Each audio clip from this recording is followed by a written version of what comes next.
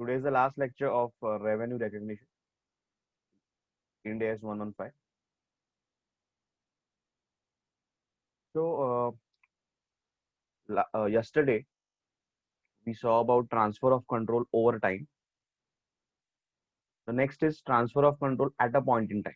It is opposite of transfer of control over time. So here the control is transferred at a point, that is maybe at the end of some period, is end of a year, end of 2 years, or end of the contract period. So it is opposite of over time that we saw yesterday.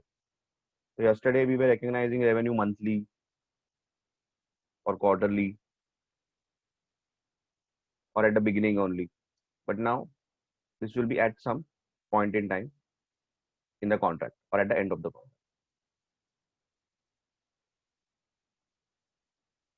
Let's see what they have written. Where a company does not meet any of the aforementioned criteria, we saw the three criteria above. Where a company does not meet any of the aforementioned criteria for recognizing revenue over a period of time, the revenue shall be recognized at a point in time. So whenever none of the criteria are met, then revenue should be recognized at a point in time. So following are some indicators of that. Just understand the indicator. Entity has a present right to payment. So entity can claim the payment. So it is like they have performed and now they can claim payment. They have performed the obligation. Customer has the legal title to the asset. That is again under definition of control. Customer has the physical possession of the asset. Why not? So it's control again. So control is with the customer clearly. The customer has assumed significant risk and reward of owning the asset. Risk transfers with ownership. So if the customer is the owner, that means control has passed. The customer has accepted the asset. So these are the indicators clearly, which show that this is the point at which the possession or the control has passed, ownership has passed. So basically, at that point, you can recognize the revenue. Now there are something called as repurchase agreements. Repurchase is basically what? Here, the seller, for example, the entity sells and after some time repurchases. That is a repurchase agreement. Okay.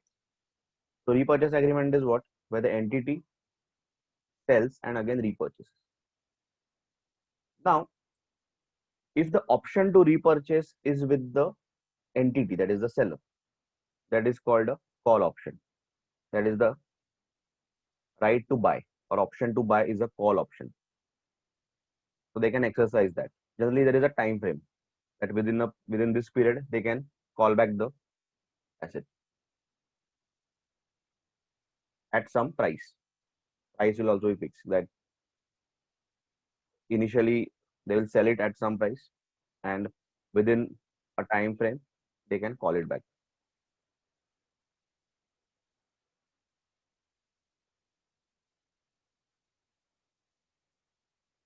Secondly, if the option is with the customer, that entity has sold an asset to the customer, and within some time the customer has the right to sell it back to the entity. That is a put option. Right to sell is a put option. Right to buy is a call option. So these are the options used in stock market as well. Call and put, which is commonly used in derivative trading. So here, what is happening? Repurchase. In both the cases, the entity that has sold is buying back. But when there is a call option, the entity has the right to call back. When there is a put option, the customer has the right to sell, and the entity will have to buy back. Now, in these cases, we have to understand what is the substance of the transaction, what exactly is happening. Because in most of the cases, they might be a financing transaction. Financing is basically like a loan transaction. So let's see what exactly they are trying to say here.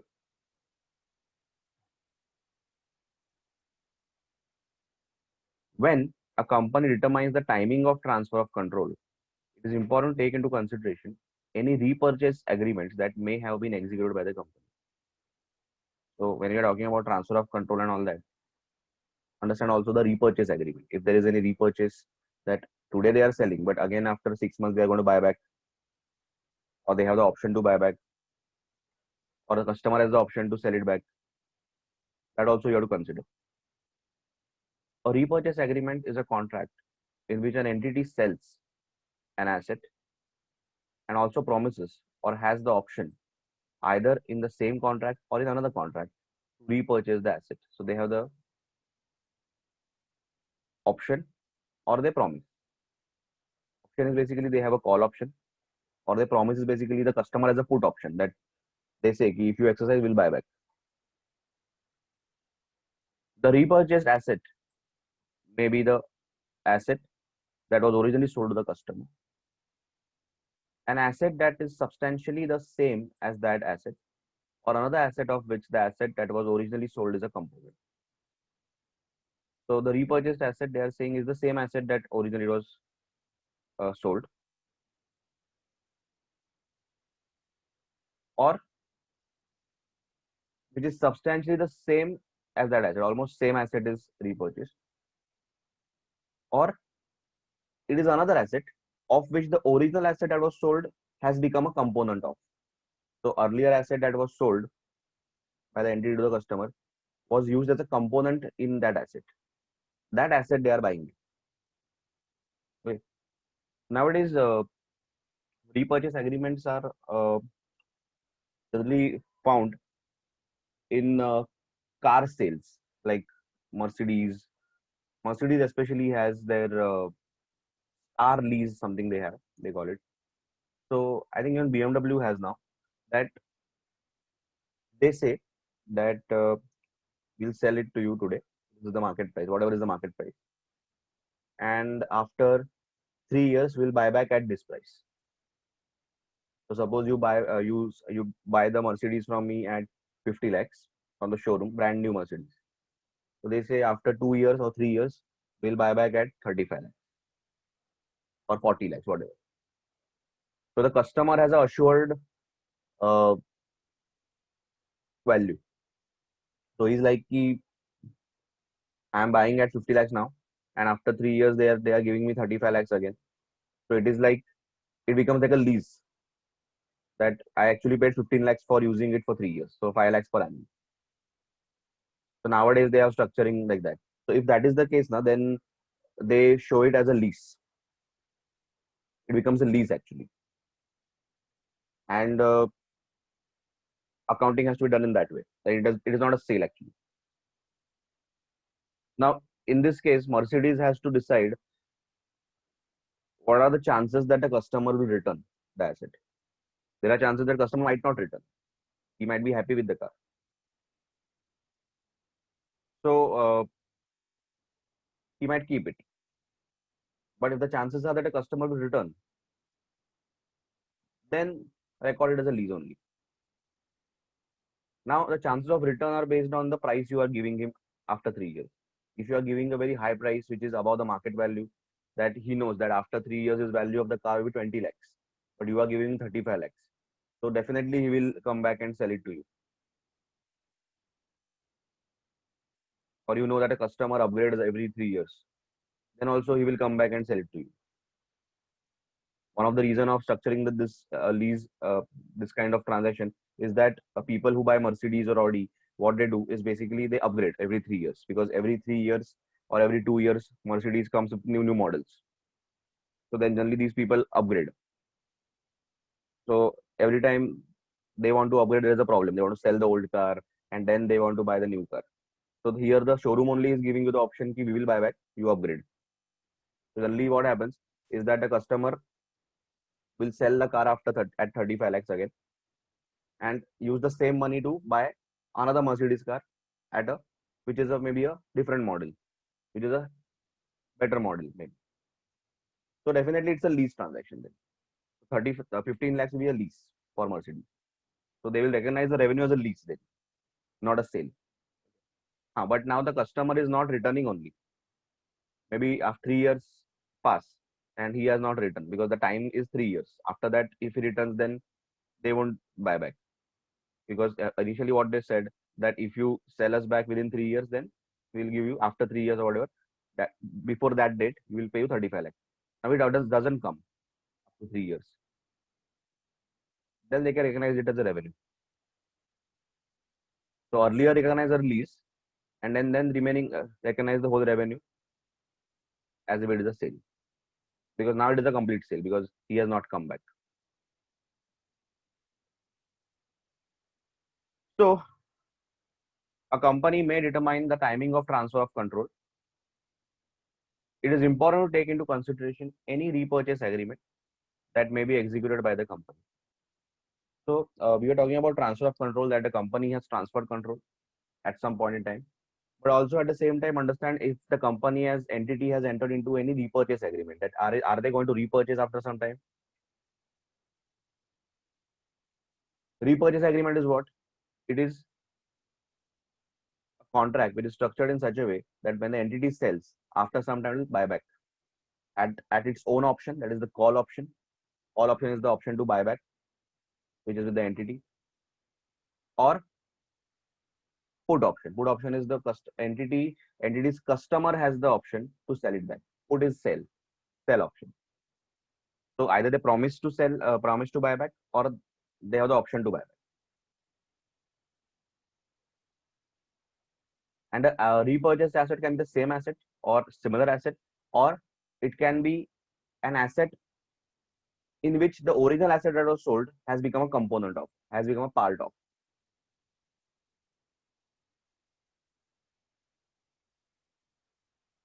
Forward. So repurchase agreement generally come in three forms: forward contract. An entity is obligation to repurchase the asset that's in ahead, forward.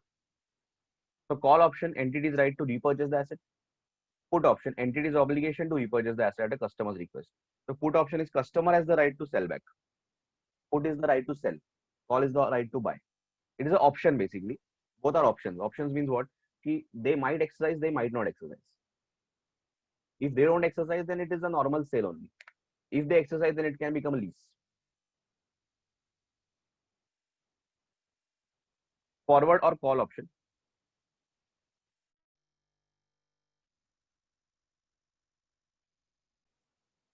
So forward or call option. If an entity has an obligation or a right to repurchase the asset, a forward or call option, a customer does not obtain control of the asset because the customer is limited in its ability to direct the use of and obtain substantially all the remaining benefits from the asset, even though the customer may have physical possession of the asset. So in this case, if the entity, the seller, has the right to repurchase, so if they have the right to call back the asset within 6 months or 1 year, clearly you can say the customer doesn't have a control. At any time, the entity can ask back. Correct. So this is a clear case of a lease transaction. This is a lease. Okay. So whatever period the entity has allowed the customer to use it, it is like a lease transaction. It's like they have given on kind of hire. Okay.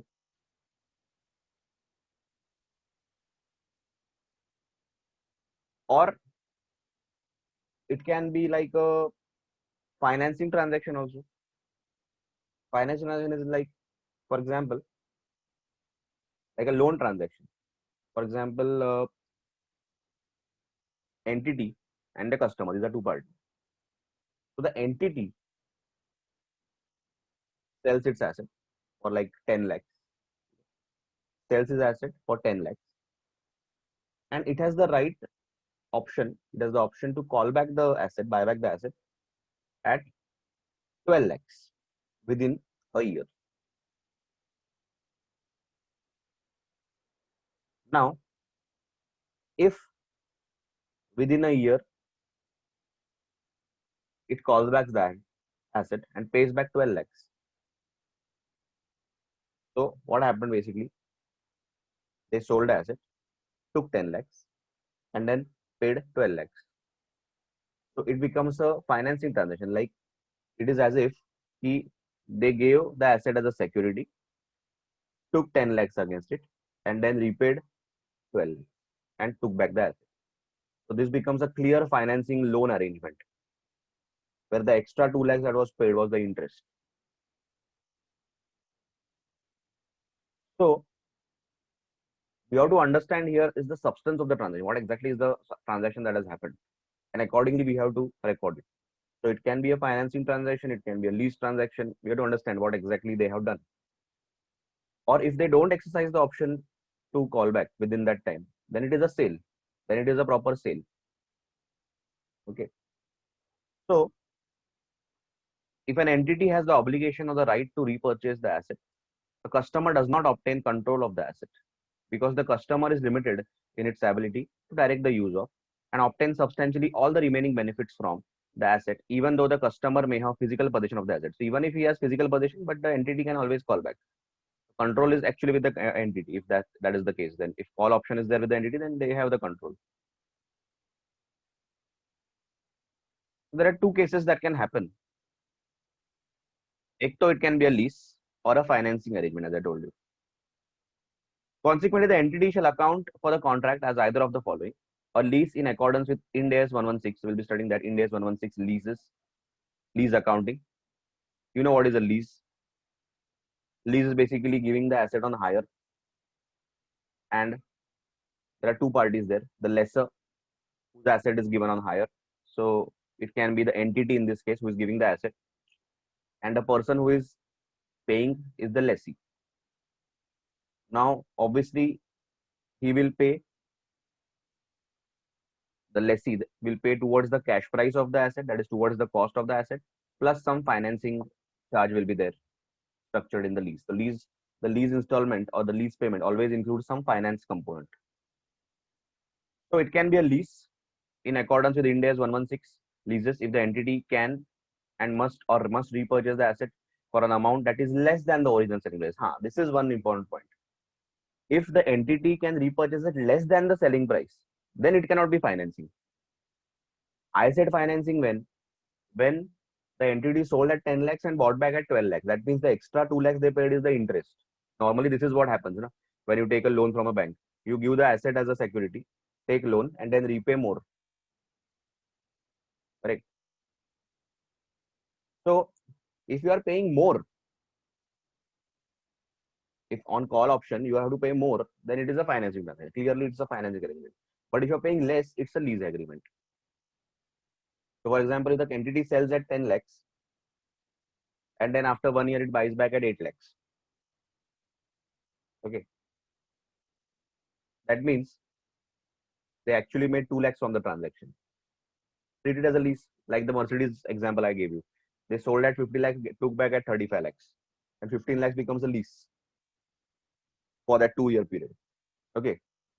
So if it is like the Mercedes transaction where they sell at 50, buy back after 1 year or 2 years at 35, it's a lease. Clearly, they got 15 lakhs as a lease payment for the use of that asset. It's recorded as like that. But if they sold at 50 lakhs and bought back at 70, then that 20 lakhs will be the financing arrangement. That will be clearly an interest they have paid extra. So it is like they gave the asset as security, took 50 lakhs, and then returned with interest along with that is 70 lakhs and took back the car. Okay, are you understanding the two difference? So a lease in accordance with Ind AS 116 leases if the entity can or must repurchase the asset for an amount that is less than the original selling price of the asset, unless the contract is a part of a sale and lease back transaction. There is one more transaction that there is a sale happens, so the entity sells and then leases back. So that is a different transaction altogether. That is a separate, you can say, contract only, where the entity sells and leases back. So that has to be done as per Ind AS 109. That's a separate thing. Here we are talking about just lease, basic lease. That Like Mercedes example I gave, that entity is selling and buying back at a lesser price. Just keep it at that. Okay.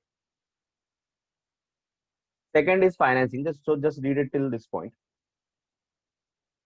Only the first two lines are important. Here, lease is what? When the entity sells and repurchases at a lower price. Financing arrangement happens when the entity sells and repurchases at a higher price, more than the original price. Then it's a financing arrangement because the extra amount you are paying is the interest. When comparing the repurchase price with the selling price, the entity shall consider time value of money.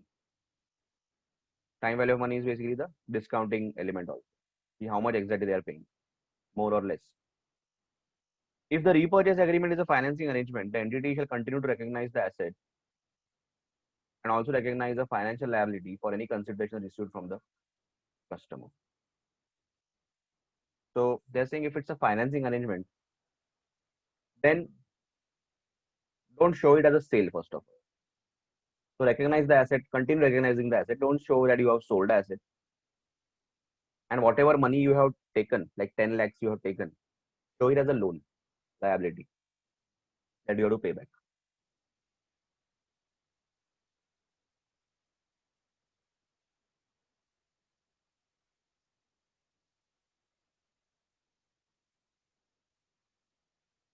The entity should recognize the difference between the amount of consideration received from the customer is the 10 lakhs I told you, and the amount of consideration to be paid, that is 12 lakhs as interest. So difference of 10 and 12 will be 2 lakhs. That is the interest. If the option lapses unexercised, so if you don't exercise the option, entity shall de-recognize the liability and recognize the revenue. Then recognize the revenue and stop recognizing the liability. So liability will be revenue then. It becomes sale. If the option lapses, that is, if within that time, if you don't exercise the option, then it becomes a sale. We'll see about that, how that happens. Put option is basically the option to sell. The customer in this case will have the right to sell back to the entity. Entity will have to purchase. So here clearly the control is with the customer. Entity cannot decide when it can buy back. So when entity has an obligation, so entity has the obligation to buy now if the customer decides so. If an entity has an obligation to repurchase the asset at the customer's request, a put option at a price that is lower than the original selling price of the asset, the entity shall consider at the contract inception whether the customer has a significant economic incentive to exercise that right. This is the exact Mercedes example I gave you, where customer has the option. Okay, customer has the option to return. Mercedes doesn't have the option to call back the car. So here what is happening? Entity has the obligation that they say within this period you can come and return the car. Then they will have to buy, and especially at a lower price, not at the higher price. The customer exercising of that right results in customer effectively paying the entity consideration for the right to use a specified asset for the period. So definitely in this case, it's a lease only. It is like when we sell to a customer and a customer comes back and sells it back to us after some time, maybe 2 years, then definitely, and we purchase at lesser price, like Mercedes example again, 50 lakhs they sold, bought back at 35 lakhs. So clearly this is a case of the customer has paid us for the use of the asset 15 lakhs. That is lease clearly. Therefore, the entity shall account for agreement as a lease in accordance with Ind AS 116. So this case clearly it is a lease.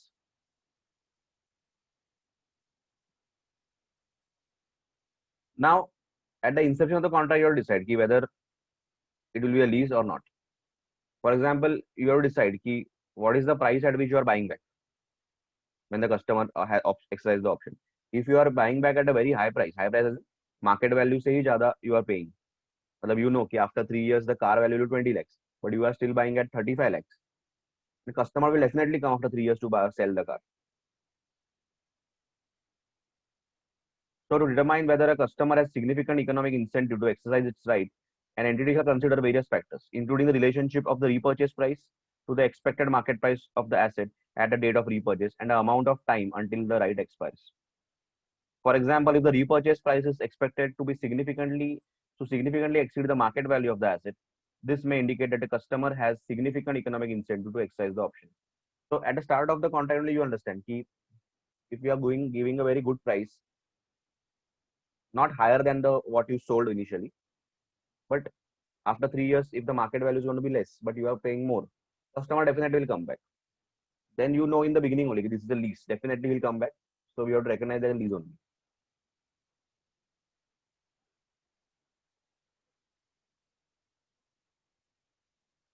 And if you know that we are not giving much incentive, that we are saying after 3 years we'll give you only 10 lakhs, then there are chances that customer definitely won't come. He might sell it somewhere else, but not to us. Then recognize it as a sale only. Then it is a sale that you know that he's not going to come back. Then it's not a lease, it's a sale only. So depends ki what is your estimation at the beginning. If you know he's going to come back, then recognize as a lease. If you know he definitely is not gonna come back, then recognize as sale. Okay, let's see an example of that. An entity enters into contract with a customer for sale of a tangible asset on 1st January for 1 million, 10 lakhs. So entity enters into a contract to sell a tangible asset on 1st January for 10 lakhs. The customer include, the contract includes a call option that gives the entity, the seller, the right to repurchase the asset for 1.1 million on or before 31st December within 1 year. Clearly, they have the right to repurchase. They have a call option entity. Plus, they have to pay more. 1 lakh more they will pay. So clearly, this is a financing arrangement. As you know, whenever entity sells and then buys back at a higher price, like the example I gave you, they sold at 10 lakhs and then when they took back the asset, they paid 12 lakhs. The extra 2 lakhs they paid is a financing arrangement. That is, it becomes an interest then. Okay. So in this case, don't recognize as a sale. First of all, keep the asset in your books only. In fact, recognize that 1 million as a liability. And then when you pay back, show it as if you paid the liability along with interest of 1 lakh. Now, if you don't exercise the option, then recognize the liability as a sale, as a revenue. In the above case, where the entity has the right to call back the goods up to a certain date, the customer cannot be said to have acquired control owing to repurchase right with the seller entity. So customer never got the control in this case. Since the original selling price 1 million is lower than the repurchase price 1.1 million, this is construed to be a financing arrangement and accounted as follows. The amount received shall be recognized as a liability, that is 10 lakhs, and difference between the sale price, that is 10 lakhs, and repurchase price, 11 lakhs, to be recognized as finance cost, that is 1 lakh, and recognized over the repurchase term, that becomes the interest.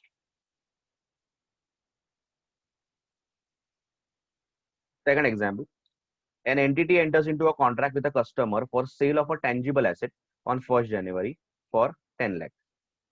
The contract includes a put option that gives the customer the right to sell the asset for 9 lakhs on or before 31st December. Now here the customer has the right to return on 31st December, on or before 31st December.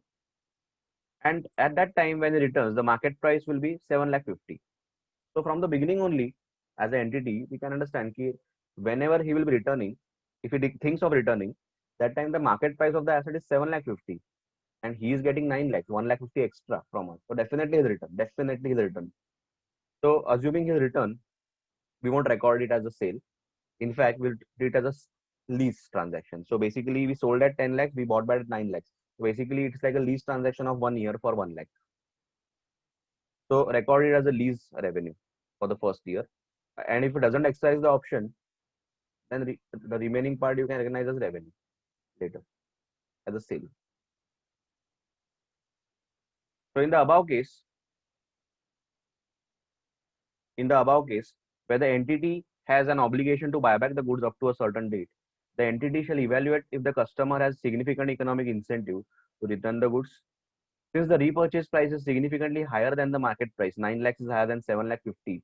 Therefore, customer has significant economic incentive to return. So he has a good incentive to return. There are no other factors which entity may affect his assessment. So this is the only factor that can affect his assessment at the market value and the price is getting. If a company determines that control of goods is not transferred to customer, till 31st December. That is till the put option expires. So till that option expires, we say control is not transferred.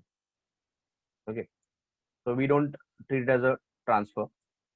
So against payment of 10 lakhs, the customer only has the right to use the asset and put it back to the entity for 9 lakhs. So here we treat it as a lease only. He has the right to use the asset. Therefore, this will be accounted as a lease transaction in which the difference between the original price 10 lakhs and repurchase 9 lakhs is recognized as a lease over the period of the lease. That is the first year. At the end of the term, if the customer does not exercise the right, then the control will be passed to the customer. Then we say that a control is passed and the revenue shall be recognized, that is remaining 9 lakhs. Recognized as revenue. Understood till now? Call put. Has everyone understood the call put thing? Because normally when we discuss about call and put, students get confused.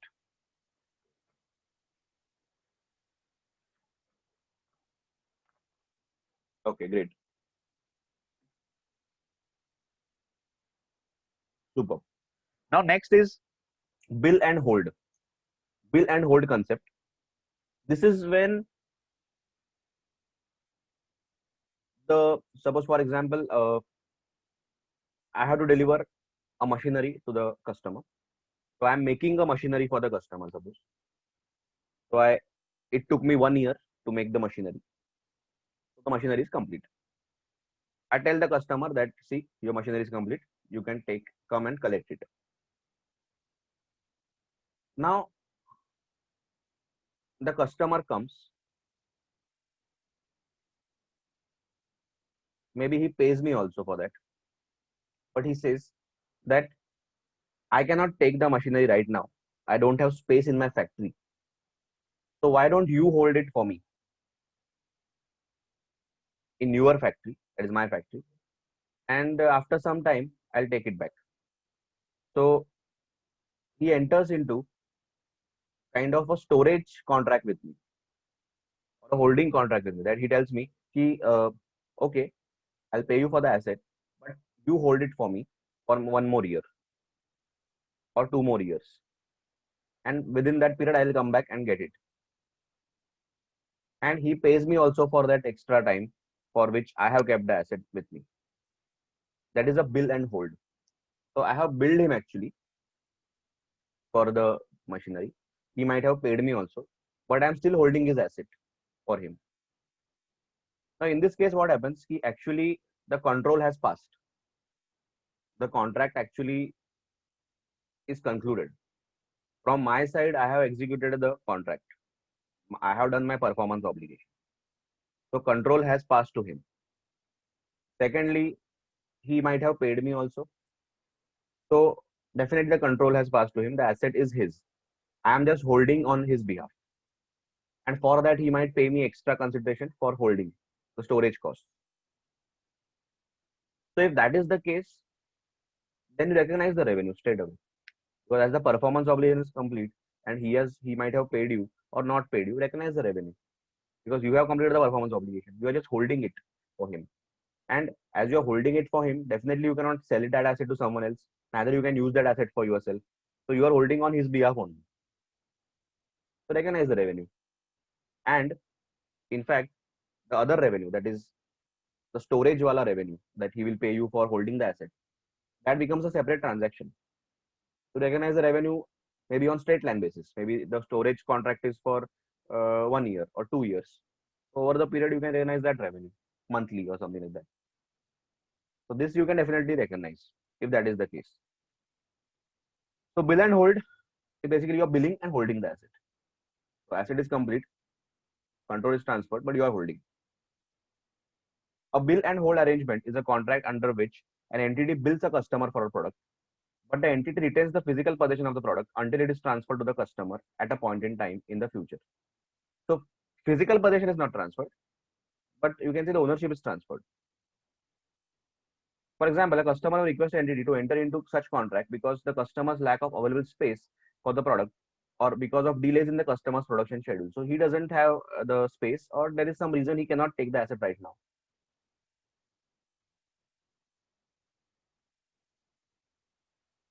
In such arrangements, the entity shall determine at which point does the control transfer to the customer. In some cases, the control is transferred either when the product is delivered to the customer site or when the product is shipped, depending on the terms of the contract, including delivery and shipping terms. While in other cases, the customer may obtain control of the product even though that product remains in an entity's physical possession. So in the most of the cases, what will happen is that product is ready, customer is just not taking it. He might have paid also for it. So even if it is in our possession physically, but it is under control of the customer only, he can take it back anytime. He can take it anytime. So in that case, the customer has the ability to direct the use of and obtain substantially all the remaining benefits from the product, even though it has decided not to exercise its right to take physical possession of the product. So even if he has not taken physical possession, still he controls. Tomorrow he can say, "Arey, haan, I want the asset. I will have to give it." Consequently, the entity does not control the product. So we don't control the product. Even if we are holding, we don't control it. He can ask anytime. Instead, the entity provides custodial services to the customer over the customer's assets. So in fact, we are providing holding services, that is custodial service. So in this case, there are some criteria which must be met. If these criteria are met, we will say that it's a bill and hold transaction and recognize revenue. In addition, the indicator defined earlier in this chapter for establishing transfer of control, all of the following criteria must be met. These four criteria are met, then we say it's a bill and hold transaction and we can recognize revenue. Firstly, the reason for the bill and hold arrangement must be substantive. Matlab, the customer has requested the arrangement, not us.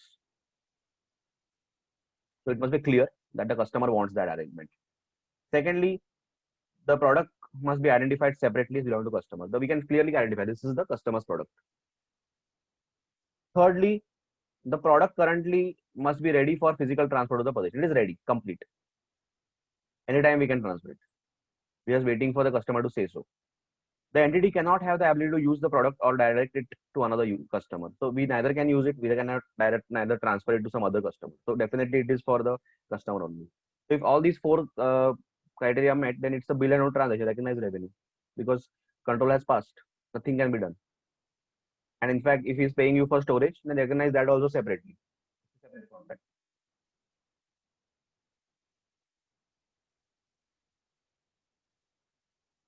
Where an entity recognizes revenue on bill or hold basis, the entity should determine if it has any additional performance obligations forming part of the transaction price, which would be needed to be segregated and accounted separately when such performance obligations are met. Example, the custodial services for the goods held, extended warranty, etc. So, as I discussed, if bill and hold revenue recognize, so you will do. Okay. So the bill and hold transaction, definitely you will recognize the revenue for that asset because control is transferred. So recognize the revenue. Plus, you see whether the customer is paying you for that custodial service also, that you are holding the service, holding the asset for him for maybe 1 year more. So is he paying you for that? Then that record it separately. That's a separate consideration. So account for that as a separate contract and recognize the revenue accordingly. So in custodial services, mostly it is like a performance obligation is satisfied over a period of time. Recognize that revenue may be monthly or quarterly or something like that. This you recognize on the completion of the contract, that is when the product is ready and you have billed the customer. Let's see the example. An entity enters into a contract with a customer on 1st April 2001 for the sale of a machine and spare parts. So the contract is for sale of machine and spare parts. So two things are there, machine and spare parts. The manufacturing lead time for the machine and spare part is 2 years. So 2 years are taken for the contract.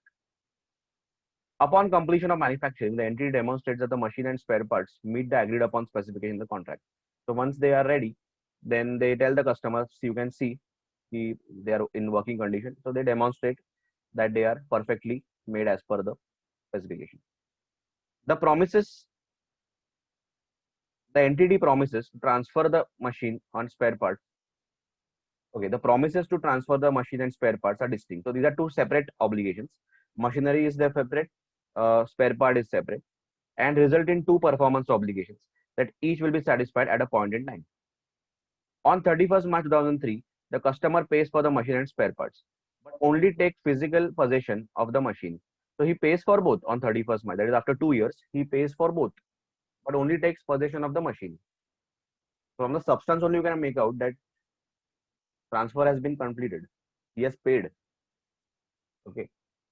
Although the customer inspects and accepts the spare parts, the customer requests that the spare parts be stored at the entity's warehouse because of its close proximity to the customer's factory. He says machine will take, but spare parts you keep. Whenever we'll need, we'll take it because anyways you are close to our factory. The customer has legal title to the spare parts, and the parts can be identified as belonging to customer. So criteria are met. Furthermore, the entity stores the spare parts in a separate section of its warehouse, and parts are ready for immediate shipment at the customer's request. Again, the criteria is met. The entity expects to hold the spare parts for 2 to 4 years, and the entity does not have ability to use the spare parts or direct them to another customer. Again, the criteria is met. So all the criteria are met basically. How will the company recognize the revenue for sale and machine and spare parts? Is there any other performance obligation attached to this sale of goods? Now, in this case, there are three transactions: sale of machinery, sale of spare parts, and custodial service for storing spare parts. For that also they will charge. So these are three separate performance obligations. So in fact, in the facts provided above, the entity has made sale of two goods, machine and spare parts, whose control is transferred at a point in time. Additionally, company agrees to hold the spare parts for the customer for a period of 2 to 4 years, which is a separate performance obligation. So that is also a separate performance obligation, the holding part. Therefore, total transaction price shall be divided among three performance obligations: sale of machinery, sale of spare parts, custodial services for storing spare parts. Now, how to recognize that? Sale of machinery: the machine has been sold to customer and physical possession as well as legal title passed to the customer on 31st March. Revenue for sale recognized on 31st March. Spare parts: the customer has made payment for the spare parts and legal title has been passed to specifically identified goods, but such spares continue to be physically held by the entity. Now we'll see whether it is meeting the bill and hold criteria. In this regard, the company shall evaluate if the revenue shall be recognized on bill and hold basis if the below criteria are met. Firstly, the reason for the bill and hold arrangement substantive hai. So the customer has clearly told. Product must be identified separately. Yes. Spare parts. Product currently must be ready for physical transfer. Yes, it is ready. Entity cannot use for itself or neither it can transfer. Yes. Therefore, all the conditions of bill and hold are met, and hence the company can recognize revenue for sale of spare parts on 31st month. Recognize the revenue. And lastly, the custodial services part. Such services shall be given for a period of 2 to 4 years, as the entity estimates from 31st March onwards, where services are given uniformly and customer receives and consumes the benefits simultaneously. Whenever the customer receives the benefits simultaneously, we recognize the revenue over a period of time, not at a point of time. So revenue for such service shall be recognized on a straight line basis over a period of time. So we can recognize monthly also for that, whatever terms you have entered into. Have you understood till this? समझ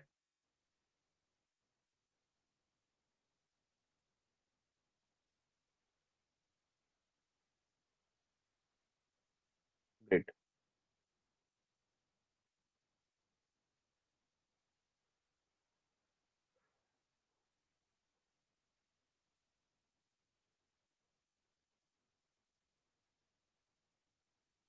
Okay.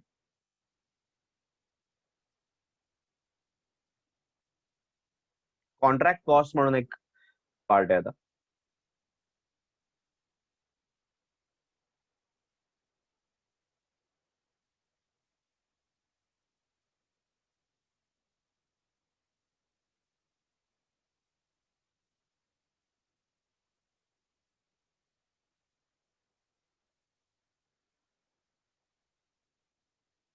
Cost to fulfil a contract fulfilment cost म्हणून एक concept आहे. याच्यामध्ये त्याने काय म्हटलंय की इथे कॉस्टच्या पॉईंट ऑफ बोलतोय, नॉट रेव्हेन्यूच्या पॉईंट ऑफ बोलत नाही वगैरे. We are talking about cost. की कॉस्ट कशी रेकग्नाइज करायची. कॉन्ट्रॅक्ट तुम्ही एक्झिक्यूट करताय तर obviously will incur some cost, जसं की material cost, plant and machinery, किंवा काही डिझायनिंग कॉस्ट, मटेरियल, लेबर, जे काय लागेल तुम्हाला, general expenses. So various expenses are incurred to perform the contract. आतापर्यंत आपण रेव्हेन्यू साइड बघत होतो, इथे आपण आता कॉस्ट साइड बघतोय. सो नॉर्मली कॉन्ट्रॅक्ट तुम्ही एक्झिक्यूट जेव्हा करता, कॉन्ट्रॅक्ट एक्झिक्यूट करण्यासाठी तुम्हाला भरपूर कॉस्ट इन्कर करायला लागतात. तर इन्व्हेंटरी स्टॉक जो तुम्ही वापरता त्यासाठी तर एक सेपरेट इंडेसच आहे की इंडेस 2 इन्व्हेंटरी म्हणून. तर त्याच्यात सांगितल्याप्रमाणे तुम्ही त्याचं रेकॉर्डिंग करा. प्रॉपर्टी प्लांट इक्विपमेंट म्हणजे मशिनरी इक्विपमेंट जे लागेल, land building property plant equipment जे काय आहे त्यासाठी इंडिया 16 सांगितलंय की basically recognise as a asset, capitalise करा आणि डेप्रिसिएशन क्लेम करा. So you can claim depreciation on that because machinery वगैरे याच्यावर आपण डेप्रिसिएशन क्लेम करतो. सो असे जे कॉस्ट आहेत इन्व्हेंटरी प्रॉपर्टी प्लांट इक्विपमेंट तर त्याप्रमाणे रेकग्नाइज करा. So inventory as per inventory standard आहे तो. आणि basically cost of material that you will be using in the contract, that is inventory.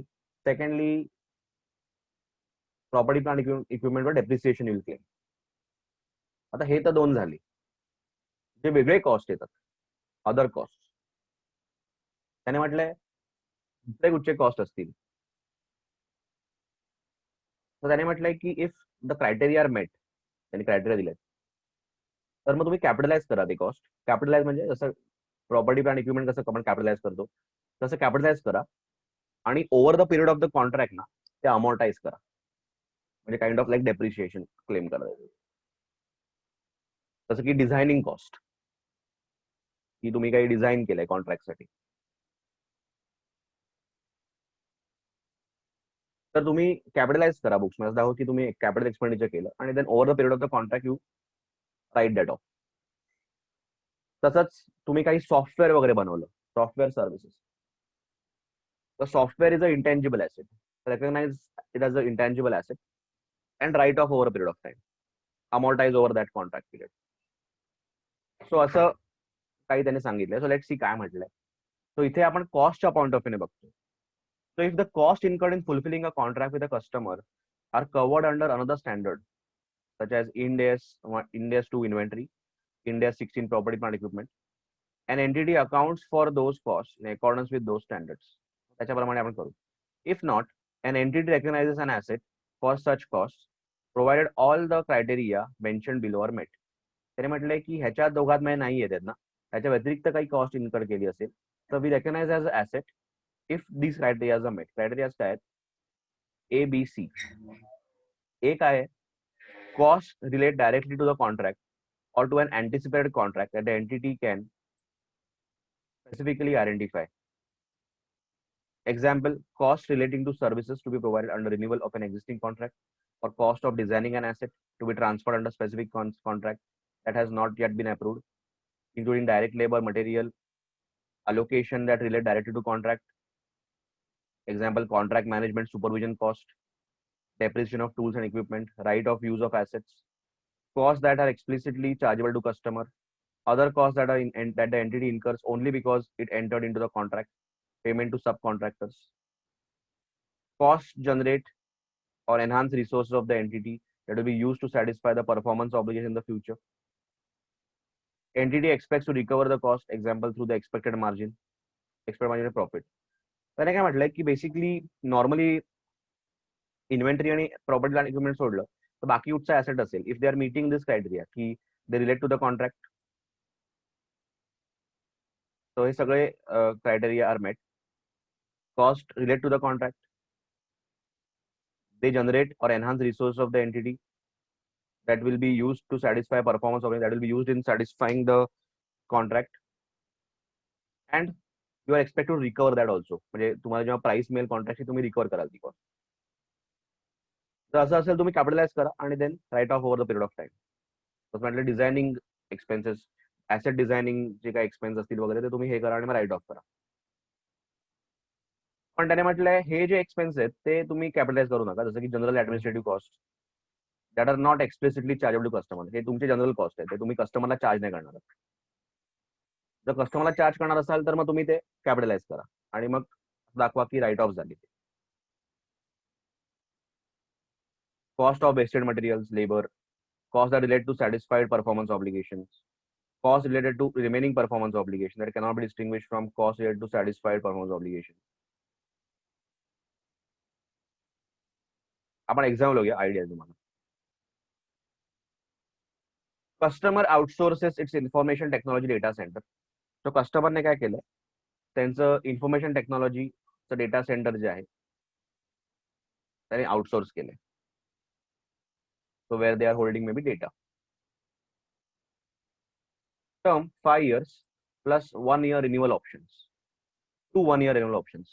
So 5 वर्षाचा कॉन्ट्रॅक्ट आहे प्लस 2 वर्ष अजून रिन्यू करू शकतो. तो 1 year ने रिन्यू करू शकतो. तो average relationship is 7 years. Normally 7 years पर्यंत चालतं. Entity spends 4 lakhs designing and building the technology platform needed to accommodate outsourcing contract. Customer साठी हे 4 लाख स्पेंड करतात for designing and building the platform. त्याच्याने त्यांना आपण information technology data centre provide करू शकतो. तिकडे कस्टमरचा सगळा डेटा आपण स्टोअर करू. तो डिझायनिंग सर्व्हिसेस आहेत 50,000. हे कॉस्ट आहे entity. Hardware 1,40,000. Software 1 lakh. Migration and testing of data centre 1,10,000. So हे आपण 4 लाख आपली कॉस्ट आहे. How should the cost be treated. आता ऑब्व्हियसली आपल्याला आपली कॉस्ट 4 लाख आहे तर आपण त्यांच्याकडनं रिकव्हर करू ना जास्त. ते रेव्हेन्यू दिला नाहीये इकडे. पण आता हाऊ टू रेकग्नाइज दॅट. आता क्लिअरली हे बघा, हार्डवेअर तर प्रॉपर्टी प्लांट इक्विपमेंट मध्ये जातो, इक्विपमेंट मध्ये येतो ते. So you can straight away recognise that as a capital asset and depreciation तुम्ही क्लेम करा may be over the period of the contract. पण स्पेसिफिकली कस्टमरच्या कॉन्ट्रॅक्टसाठी तुम्ही केले. सॉफ्टवेअर पण तुम्ही डेव्हलप केलं, it's a intangible asset. So ते पण तुम्ही रेकग्नाइज करा आणि अमोर्टाइज करा over the period of the contract. आता राहतं डिझाईन सर्व्हिसेस. आता आपण वर बघितलं की it is between the criteria. ती कॉन्ट्रॅक्टसाठी यूज होते. Designing services for the asset. Asset is the technology data centre. तुम्ही ते कॅपिटलाइज करा आणि again write it off over a 7 year period. Migration and testing of data centre ही cost पण तुम्ही कॅपिटलाइज करा. Write it off over the period of the. That is it. So इथे बघा, design services 50,000. assets under India's 115. Any resulting asset would be amortized over 7 years. Renewal पकडले आपण कारण 7 yearsच पकडले average. Hardware 1,40,000. India 16 property plant depreciation. Software 1 lakh. India 38 intangible assets. Migration testing of data centre assets under India's 115. Any resulting asset will be amortized. Again हे पण amortise capitalise करून amortise. That is it.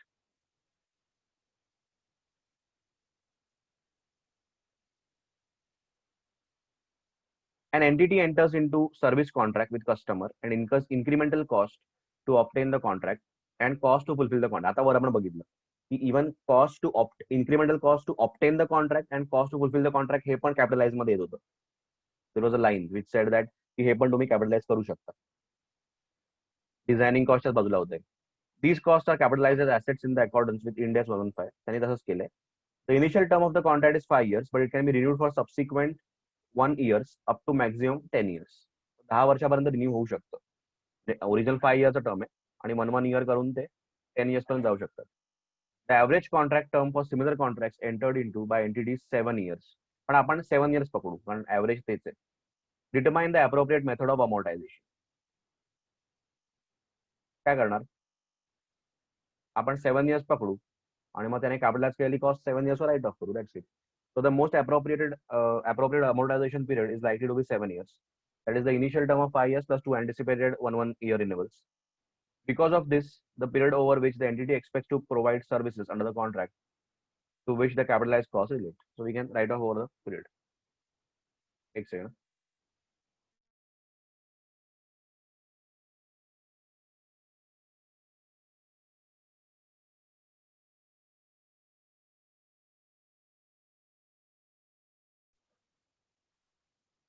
Okay, इथपर्यंत clear आहे सगळं. आता फक्त एक last concept राहिला, then the chapter is over. इथपर्यंत क्लिअर.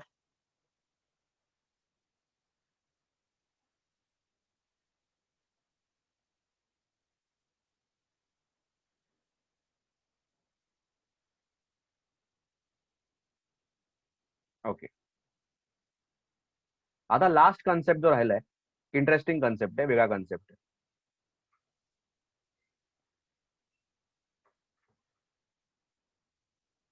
Service concession arrangements. हा लास्ट कॉन्सेप्ट आहे. This is basically based on what,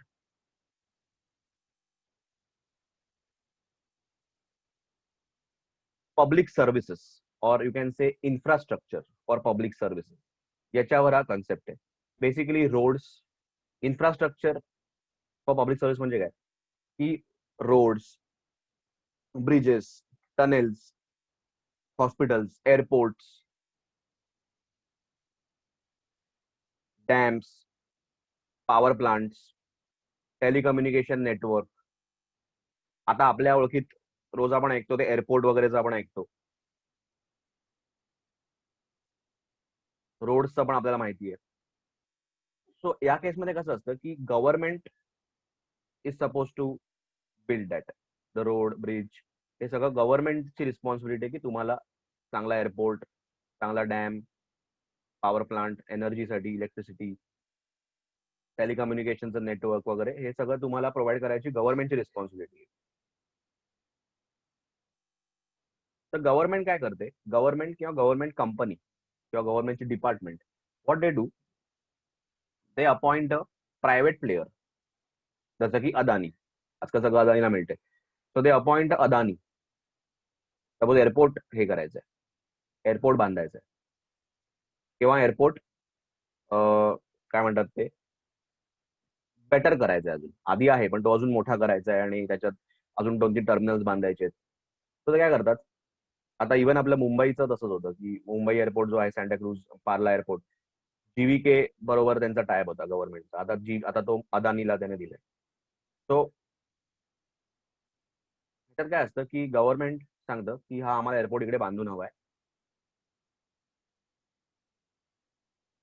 आणि गव्हर्नमेंट असा कॉन्ट्रॅक्ट करतं त्यांच्यावर की तुम्ही हा बांधा, तुम्हाला आम्ही याचे एवढे पैसे देऊ, मग तुम्ही तो एक 5-10 वर्ष चालवा, स्वतःच चालवा, तुम्ही अर्न करा त्याच्यातून, आणि then once it is that period is over, then give it back to us. So the concept is build, operate and transfer. BOT, build, operate and transfer. So it can be any kind of infrastructure facility. Road, रोडमध्ये पण कसं असतं, government एका कॉन्ट्रॅक्टरला देतं की road बांधा. तसं express highway बांधायचा आहे. आता एक्सप्रेस हायवेच्या इकडे पण तुम्ही बोर्ड बघितला तर तिकडे IRB इन्फ्रास्ट्रक्चर दिलं असतं, IRB इन्फ्रास्ट्रक्चर. एक्सप्रेस हायवे जो मुंबई पुणे आहे तिकडे असं बोर्ड असतो, IRB इन्फ्रास्ट्रक्चर. कुठच्याही रोडच्या आय थिंक इकडे तुम्ही बघितलं तुम्हाला कळतं, कोणीतरी प्रायव्हेट ह्याने हा रस्ता बांधलेला आहे. ऑब्व्हियसली गव्हर्नमेंटने बांधलाय, पण गव्हर्नमेंटने प्रायव्हेट प्लेयर थ्रू बांधलाय. तर जनरली टोल पण त्यांचाच असतो, IRB वाल्यांचाच टोल असतो. तो एक्सप्रेस हायवेवर IRB वाल्यांचाच टोल आहे, आय गेस, पुण्याचा. तर त्याने काय दिलं असणार की हा रस्ता तुम्ही बांधा, आम्हाला रस्ता बांधून हवाय मुंबई पुणे, तुम्ही बांधा, कम्प्लीट झाला की तुम्ही तो ऑपरेट करा, तुम्ही टोल पण घ्या, आम्ही तुम्हाला एक अमाऊंट देऊ, प्लस तुम्ही टोल म्हणून पण कमवा, आणि after a period transfer it to us. Government maintain करेल. लॉंग टर्म कॉन्ट्रॅक्ट असतो. So may be after few years ते ट्रान्सफर करून टाकतील government. So that is again build, operate, transfer contract. सो ह्याचं आपल्याला अकाउंटिंग आपल्याला बघायचंय की इथे आपण अकाउंटिंग करणार आहोत from the operator point of view. Operator म्हणजे अदानी, IRB यांच्या पॉईंट ऑफ व्ह्यूने कसं अकाउंटिंग करायचं ते बघायचं. गव्हर्नमेंटच्या पॉईंट ऑफ व्ह्यू नाही, आपल्या पॉईंट ऑफ व्ह्यू.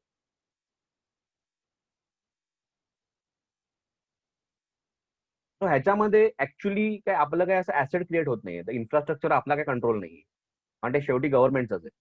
सो आपल्याकडे काय प्रॉपर्टी प्लॅन इक्विपमेंट येत नाही त्याच्यामध्ये. Only thing that is coming to us is may be a financial asset, like आपल्याला पैसे येणार गव्हर्नमेंटकडे.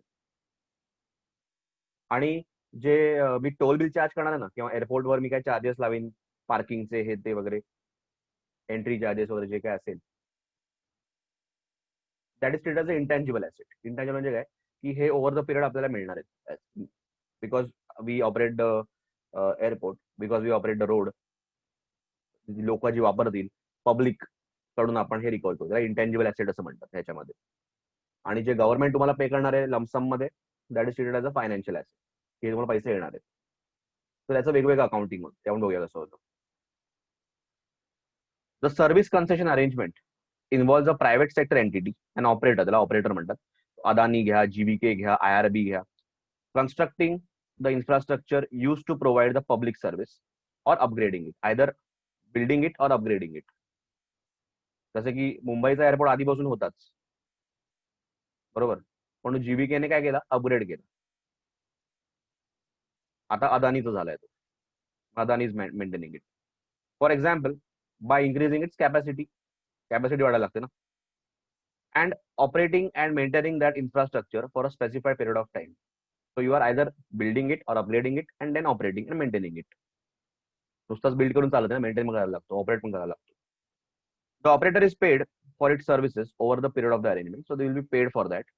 The government will pay you, or the government entity will pay you. It can be under some government company or government department.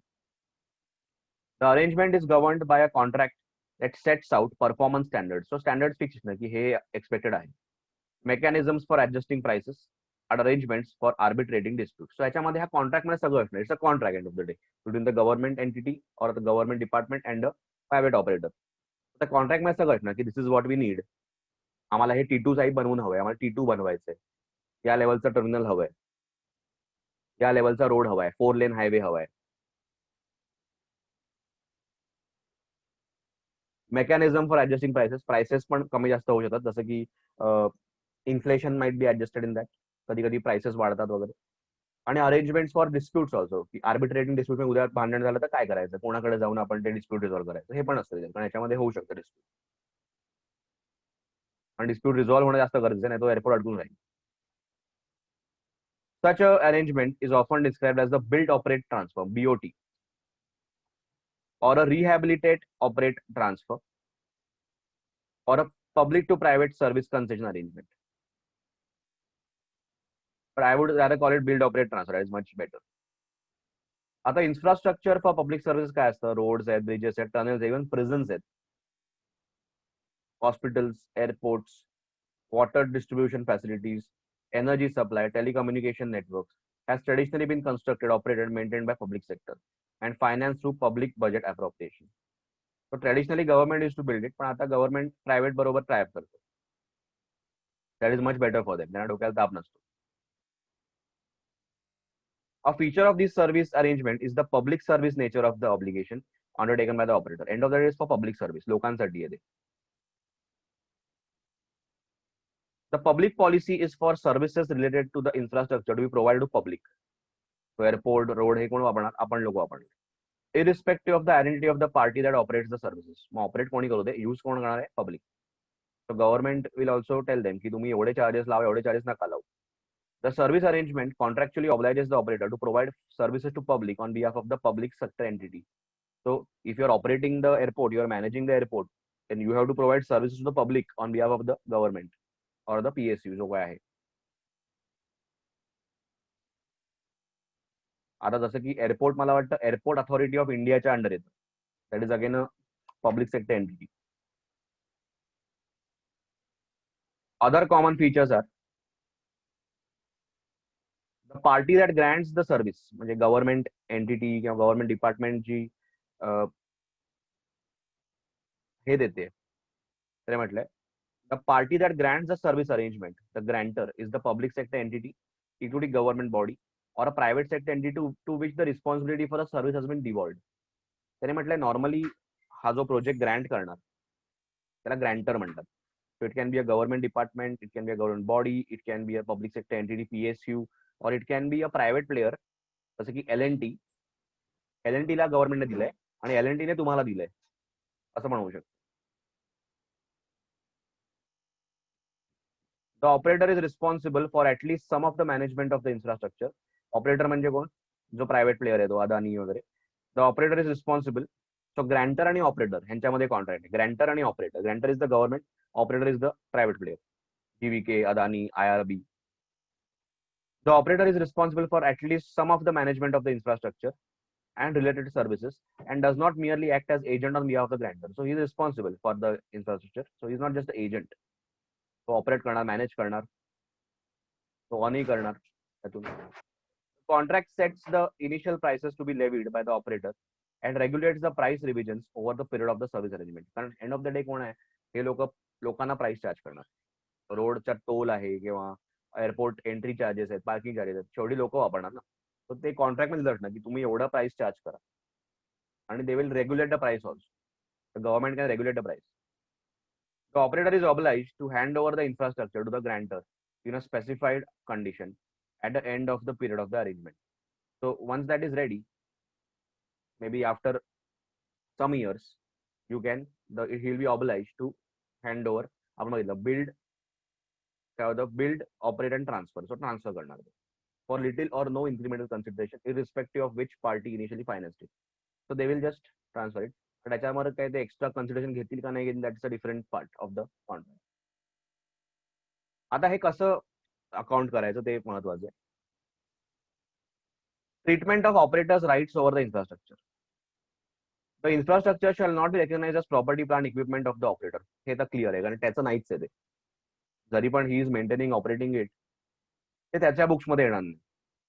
The road और bridge और what ever airport त्याच्या property plant equipment मध्ये आपण घेऊ शकत नाही. Because the contractual service arrangement does not convey the right to control the use of the public service infrastructure to the operator. त्याच्याकडे काही हे नाही, कंट्रोल द यूज नाहीये, म्हणजे आहे पण परमनंट नाहीये. The operator has access to operate the infrastructure to provide the public service on behalf of the grantor. So he is doing it on behalf of the grantor in accordance with the terms specified in the contract. So त्याच्याकडे असा काही control नाहीये. So अशा काय करायचं?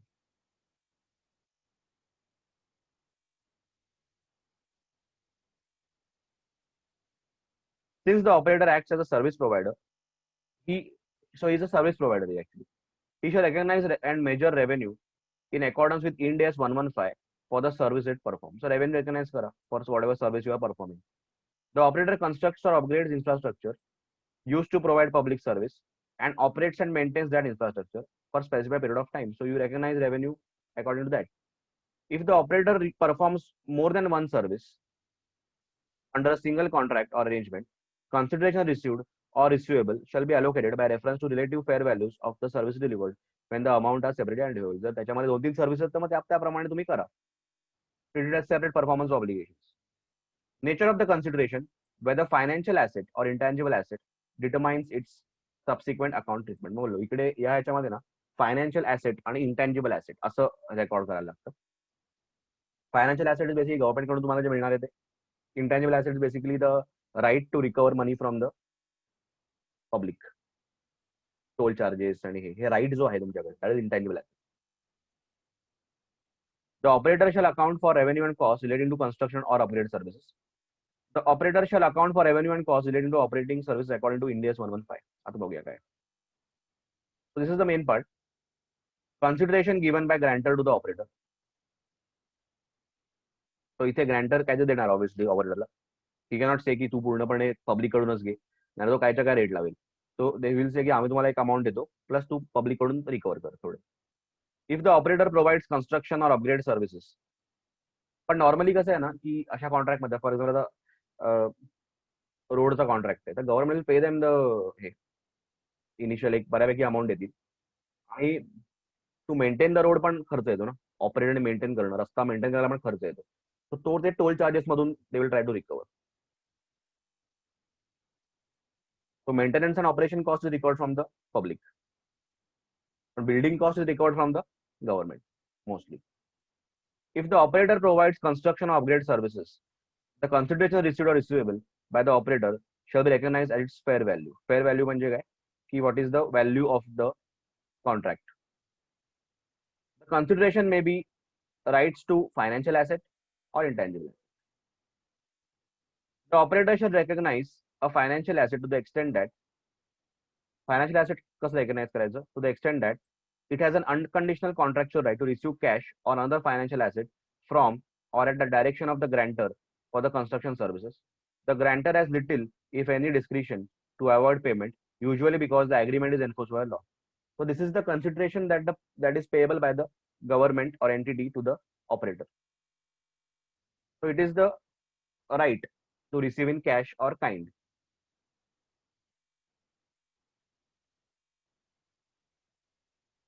In kind can be shares also. ह्याचा त्याला shares दिले. तसं आता Mumbai international airport limited is a company, त्याचे शेअर्स दिले. That can also be there.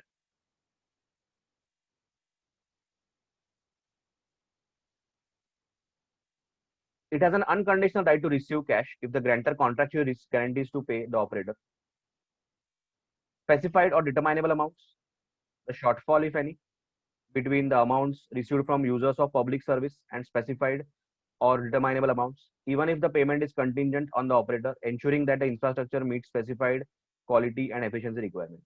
Basically, financial asset मध्ये काय येणार? Basically, the amount that is paid by the government to the entity, that the operator. एवढंच आहे. ह्याच्यामध्ये एवढंच आहे. Okay. आणि the operator, the grantor doesn't have the option not to pay. He will definitely pay. कारण contract मध्ये आहे.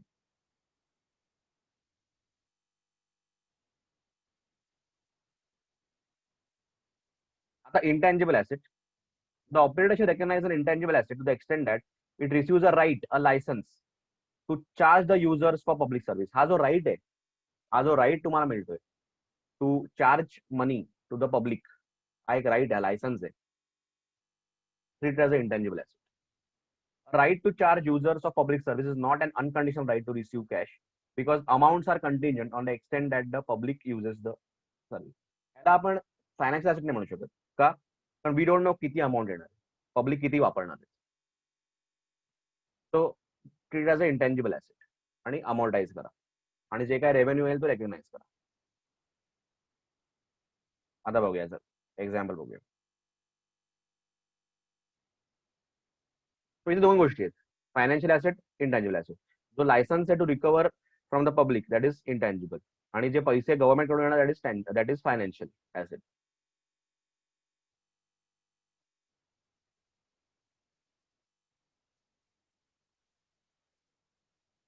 A Limited is in the business of infrastructure and has two divisions under the same. A Limited infrastructure business मध्ये, so that is our operator, and has two divisions under the same, toll roads and wind power. हे दोन त्यांचे हे आहेत, दोन प्रकारचे infrastructure they provide. The brief details of this business and underlying project details are as follows. So they have taken up Bhilwara Jabalpur toll project road hai. The company has commenced the construction of the project in the current year and has incurred total expenses aggregating to 50 crore as on 31st December 2001. 50 crore expense आतापर्यंत केला.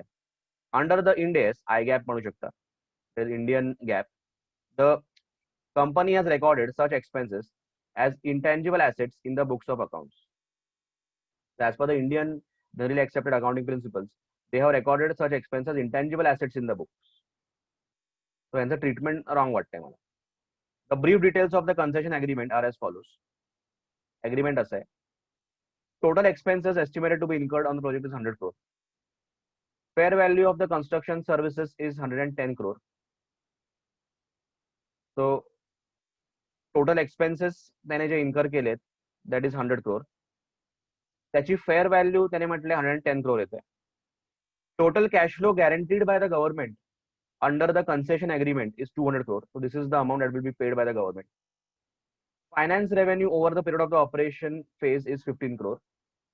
So हा additional revenue आहे, may be interest revenue, interest charges आहेत ते मिळणार आहेत त्यांना.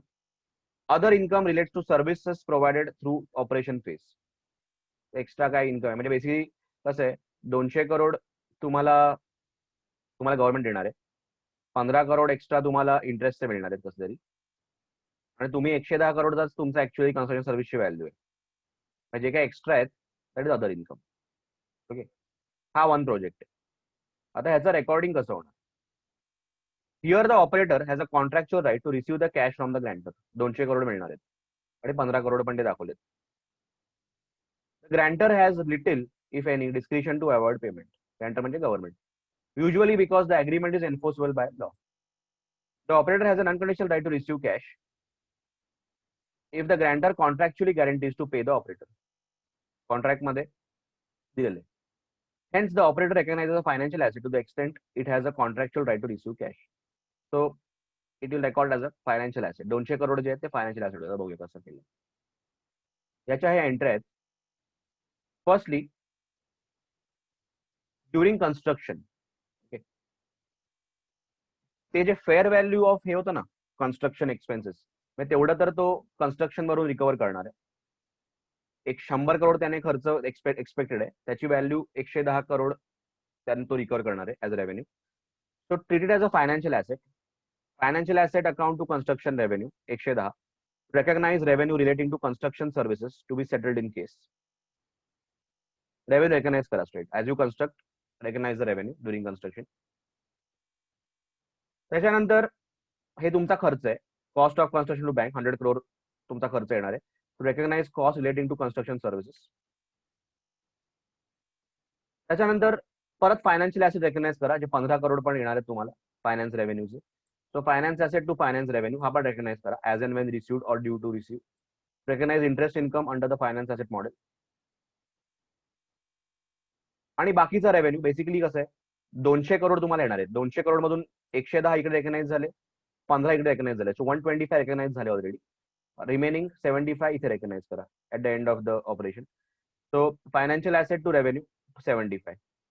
आणि लास्टला you will get the money bank to financial asset 200. So this is how you recognise the financial asset. So keep रेकग्नाइजिंग.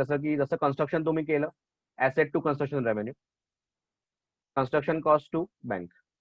तो तुम्ही ऑर्डर रेव्हेन्यू रेकग्नाइज करा as you performed the construction.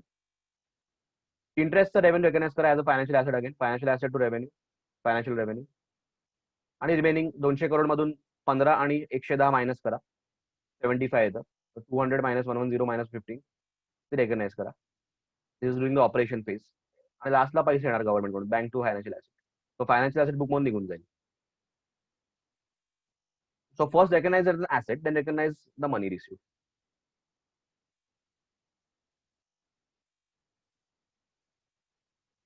Second contract is the Kolhapur-Nagpur Expressway. The company has also entered into another concession agreement with Government of Maharashtra in the current year. The construction cost for the said project is 110 crore. He cost आहे. Construction cost to bank he entry आपली येऊ शकते. Fair value is 200 crore. याची fair value 200 crore आहे या cost. The concession agreement is toll-based project and company needs to collect the toll from the users of the expressway. They have the right. Intangible asset पण create झालाय. त्यांना toll मिळणार आहे. Under the IGAP, UK Limited has recorded expenses incurred on the said project as an intangible asset. Here, the operator has the contractual right to charge the users for the public services. A right to charge users of the public service is not unconditional right to receive cash because the amounts are contingent on the extent that the public uses the service. So we cannot say की हे किती पैसे येणार आहेत, कारण public किती use करणार त्याच्यावर आहे. So unconditional right to receive cash म्हणू शकत नाही आपण या राईटचा. किती कॅश आहे we cannot say unless we understand की पब्लिक किती यूज करते. Therefore, the operator should recognize the intangible asset to the extent it receives the right, a license to charge users of the public service. So इथे काय करतो आपण, पहिलं तर cost of construction to bank हे तर 110 आलं. Recognize the 200 crore as an intangible asset. Intangible asset to revenue. Recognize revenue also 200 crore. Okay. आता हे इंटॅन्जिबल ऍसेट काय करायचं, अमोर्टाइज करायचं over the period of the हे. आणि जेव्हा कधी तुम्हाला ते चार्जेस येईल टोलचे, रेकग्नाइज करत जा पुढे. तो बेसिकली काय आहे की कन्स्ट्रक्शन कॉन्ट्रॅक्टचे तुम्ही पैसे भरता 110, तर ते तुम्हाला गव्हर्नमेंट देईलच. Okay. So 200 crore recognize as an intangible asset to revenue. So that is the recognized revenue relating to construction services for non-cash consideration. Okay. So government might not be paying you in cash. So त्याचा entry येणार की intangible asset to revenue 200 crore. हे amortise करा during the operation phase. आणि then recognise revenue relating to operation phase. जेव्हा कधी तुम्ही वापराल आणि जसे लोक वापरतील तसं तुम्हाला इन्कम येईल bank to revenue. Bank to revenue. So initially इथे काय आहे की 200 करोड जसं तुम्ही कन्स्ट्रक्शन कराल तसं रेकग्नाइज करा हा revenue as if the fair value of construction service. That is one performance obligation you have completed. आणि देन जेव्हा पब्लिक यूज करेल तर रेव्हेन्यू रेकग्नाइज करत जा. आणि हे जे इंटॅन्जिबल ऍसेट आहे ते तुम्ही अमॉर्टाइज करत जा रेकग्नाइज केलं. तसं नॉर्मली आपण इंटॅन्जिबल ऍसेट रेकग्नाइज हे करतो.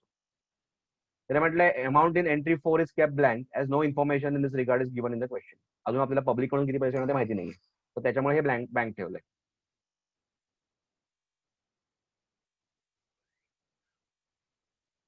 Are you understanding this?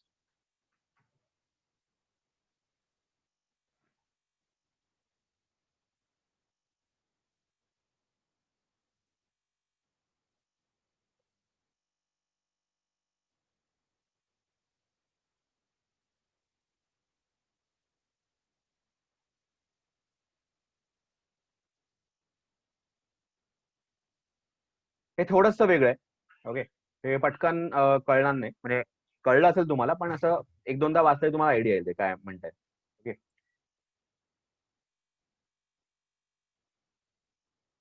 Okay, ठीक आहे, no problem. Ishan, you can type here.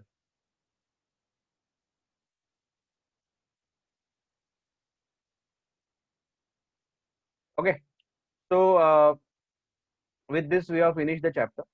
हा चॅप्टर फायनली संपलेला आहे आपला. ह्याच्यानंतर ह्याच्या मागे आय थिंक 3 मोर क्वेश्चन्स आहेत, ते तुम्ही करा. सोल्युशन दिलं असेल त्याचं. I think you can manage that. 1 2 3 छोटे क्वेश्चन आहेत आणि याच्यामध्ये काही एवढं कॉम्प्लिकेटेड पण नाही. I think you can manage. Okay, so total तुमच्या बुकमध्ये रेव्हेन्यू रेकग्निशनचे 56 प्लस 3 59 क्वेश्चन्स आले पाहिजेत. टोटल 59 क्वेश्चन्स तुमच्या बुकमध्ये आले पाहिजेत. ओके, सो आता ह्याच्यामध्ये काय काय लिहायचं ते इम्पॉर्टंट मार्क करून घ्या प्लीज.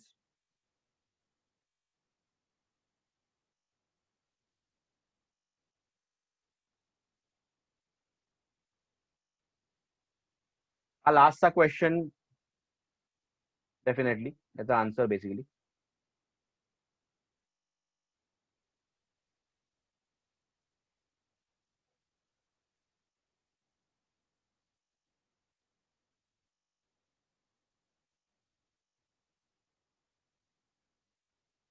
त्याच्यानंतर ह्याच्यामध्ये हे पूर्णच लिहायचंय.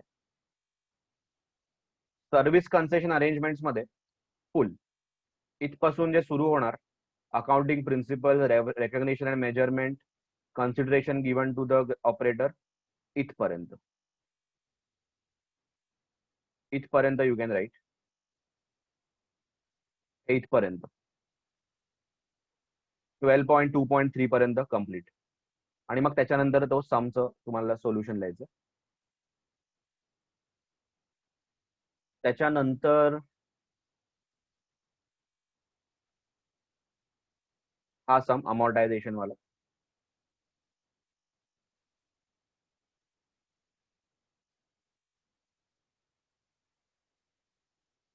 हा सम 54th. आणि याच्या आधीचं हे पूर्ण येणार, cost to fulfil a contract 10.2. 10.2 the whole thing. 10.2 the whole thing.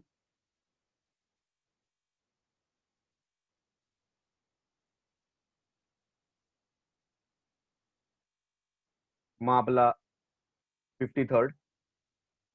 आणि त्याच्या आधी bill and hold the whole thing. Bill and hold the whole thing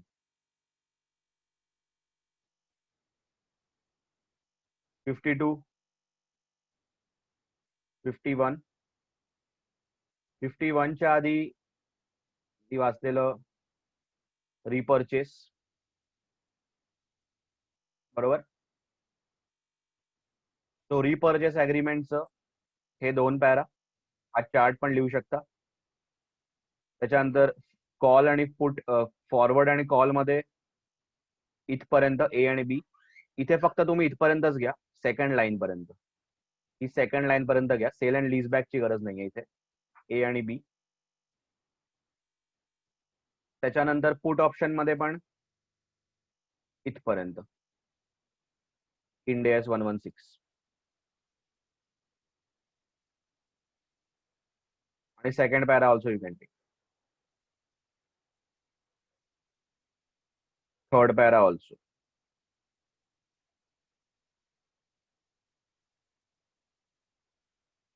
fourth para also.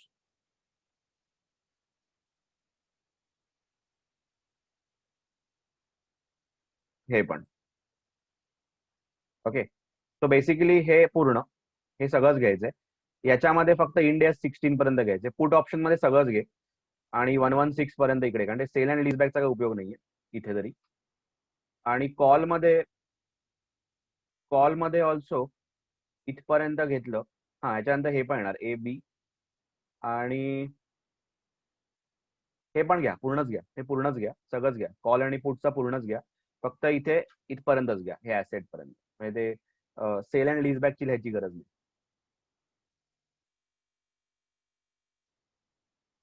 आणि मग हे समजलंय काय काय लिहायचंय. रिपर्चेसचं तुम्हाला सांगितलं मी, व्हेरी इम्पॉर्टंट आहे एव्हरीथिंग इज. आणि पहिलं आपण जे चालू केलं, transfer of control at a point in time, याच्यामध्ये हा पहिला पॅरा येणार. आणि मग जस्ट राईट द इंडिकेटर्स.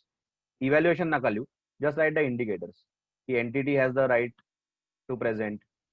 तो म्हणजे हे पण लिहा ऍक्च्युली, हे इतकं लिहा आणि मग इंडिकेटर्स लिहा फक्त.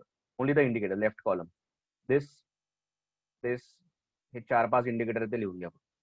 Don't write the evaluation. आणि मग रिपर्चेस वरून सुरू होतं. So this will complete your chapter. हे सगळं लिहा आणि त्याचे सोल्युशन्स पण सांगितले, ते 5-6 सम्स आहेत ते करा. आणि 3 सम्स ऑफ प्रॅक्टिकल जे एक्स्ट्रा एक्सरसाइज मध्ये ते पण तुम्हाला करायचे. Okay, so that will complete your chapter. ह्याच्यातूनच सम येणार एक्झाम मध्ये. तो हे एकदम परफेक्ट करा. ह्याच्यातून मिनिमम 1 ते 2 सम येऊ शकतात एक्झाम. एक तर येणारच, अजून एक्स्ट्रा पण मला वाटतं येऊ शकतं. माझं फिलिंग आहे की 2 सम येऊ शकतात. So they can fetch you like 10 to 12 marks definitely minimum. So चांगलं आहे. This is a very important chapter. Okay, so fine. उद्या आपण नवीन स्टँडर्ड चालू करू. I hope you have understood everything. ठीक आहे. Yes, sir. Okay, bye bye, see you.